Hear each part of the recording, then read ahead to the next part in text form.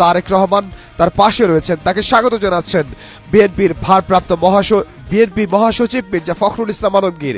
বিএনপির ভারপ্রাপ্ত চেয়ারম্যানকে স্বাগত জানালেন বিএনপির স্থায়ী কমিটির সদস্য মির্জা আব্বাস। বিএনপির ভারপ্রাপ্ত চেয়ারম্যানকে স্বাগত জানালেন বিএনপির স্থায়ী কমিটির সদস্য সালাউদ্দিন আহমদ। বিএনপির স্থায়ী কমিটির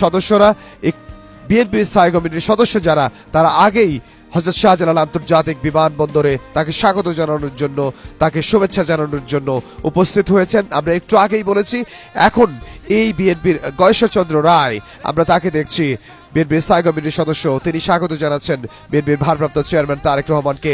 ডক্টর মঈন খান, তিনি স্বাগত জানাচ্ছেন বিএনপির স্থায়ী কমিটির সদস্য নজরুল ইসলাম খান, তিনি স্বাগত জানাচ্ছেন বিএনপির ভারপ্রাপ্ত চেয়ারম্যান জনাব তারেক রহমানকে। এবং আমরা দেখতে পাচ্ছি আমির খসরু মাহমুদ চৌধুরী, তিনি স্বাগত জানাচ্ছেন বিএনপির ভারপ্রাপ্ত চেয়ারম্যান জনাব তারেক রহমানকে। বিএনপির স্থায়ী কমিটির সদস্য যারা রয়েছেন, তারা হযরত শাহজালাল আন্তর্জাতিক বিমানবন্দরে এসে পৌঁছেছেন এবং তারা সেখানে মেজর হাফিজ, তাকে আমরা দেখতে পাচ্ছি, এবং বিএনপির সিনিয়র যুগ্ম মহাসচিব রুহুল কবির রিজভী, তিনি স্বাগত জানাচ্ছেন। আমরা দেখেছি যারা রাজপথে ছিলেন, রাজপথের নেতৃবৃন্দ, বিএনপির স্থায়ী কমিটির সদস্য, তাদেরকে আমরা দেখতে পাচ্ছি বিএনপির ভারপ্রাপ্ত চেয়ারম্যান জনাব তারেক রহমান তাকে স্বাগত জানাচ্ছে, তার সঙ্গে করমর্দন করছেন।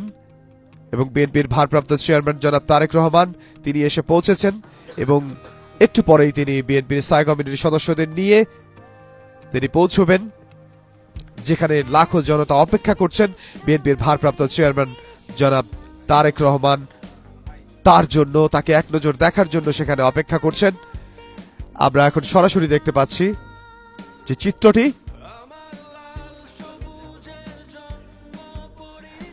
এবং আমরা দেখতে পাচ্ছি যে আত্মীয় স্বজন যারা রয়েছেন, বিএনপি চেয়ারপারসন বেগম খালেদা জিয়ার যে বোন